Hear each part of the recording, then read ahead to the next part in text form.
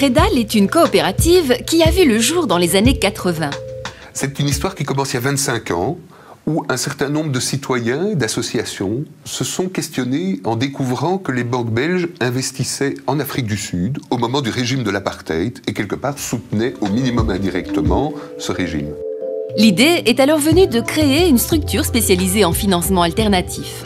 Son but, investir en toute transparence dans des projets sociaux. Une idée qui a fait du chemin. Crédal, c'est près de 1500 coopérateurs à ce jour. C'est aussi 15 millions d'euros qui sont investis dans l'économie sociale auprès de particuliers. Crédal, c'est une équipe de 35 personnes.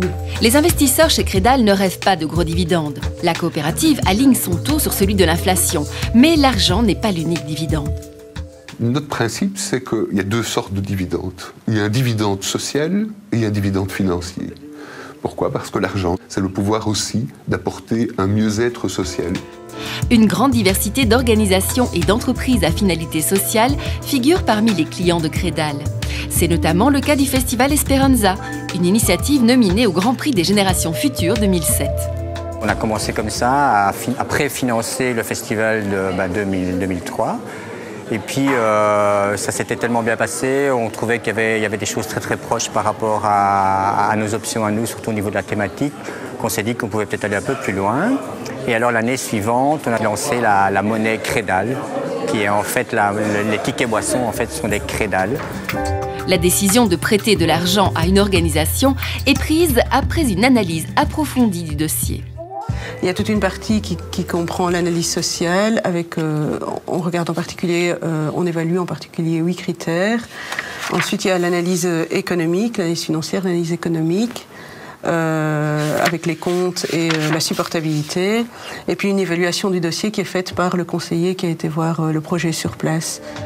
Les microcrédits s'adressent quant à eux à de jeunes entrepreneurs qui n'ont pas accès au crédit bancaire classique, comme par exemple cette jeune maman qui a obtenu de Crédal 10 000 € pour se lancer dans la vente de linge lavable. On s'est rendu compte qu'effectivement il y avait de la demande et que ça plaisait aux clients. On s'est rendu compte que nos stocks étaient insuffisants pour pouvoir satisfaire à la demande. Le seul moyen d'avoir un stock beaucoup plus important était de le commander directement au Canada. Et il fallait pouvoir financer ce stock. Et donc là, on a fait appel à Crédal. Ils vous donnent l'argent, mais après, ils ne vous laissent pas dans la nature comme ça. Il y a vraiment un suivi. Cet accompagnement est également le maître mot des prêts sociaux à la consommation offerts par Crédal. Dans les banques classiques, il faut être au-dessus d'un certain revenu ou avoir un certain revenu pour accéder au crédit. Ici, chez nous, il faut être en dessous d'un certain revenu. Et donc nous, on a vraiment inscrit cette activité dans un axe préventif par rapport au surendettement. Dans ce cadre, un nouveau service vient d'être mis en place.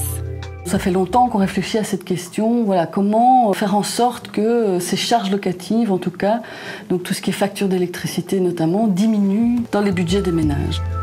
La solution ? Le prêt vert social. Un prêt à 0% mis sur pied en collaboration avec la région de Bruxelles-Capitale. Il permet à des personnes à revenus modestes de financer des travaux d'économie d'énergie.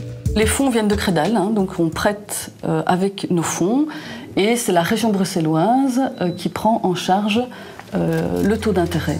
L'ambiance au sein de l'équipe de Crédal est clairement militante et orientée consommation responsable. Il y a vraiment une dynamique au niveau de l'équipe de Crédal qui est vraiment volontaire. C'est pas quelque chose qui est imposé, qui serait imposé par la direction ou par un conseil d'administration. C'est vraiment une dynamique au sein des travailleurs. Le choix des sous-traitants aussi participe à la cohérence générale. C'est un ancien client qui s'occupe du nettoyage des bureaux. Donc c'est Silab, qui est une entreprise de formation par le travail. Et donc ça prend tout son sens. Le succès de la finance éthique suscite partout un immense espoir.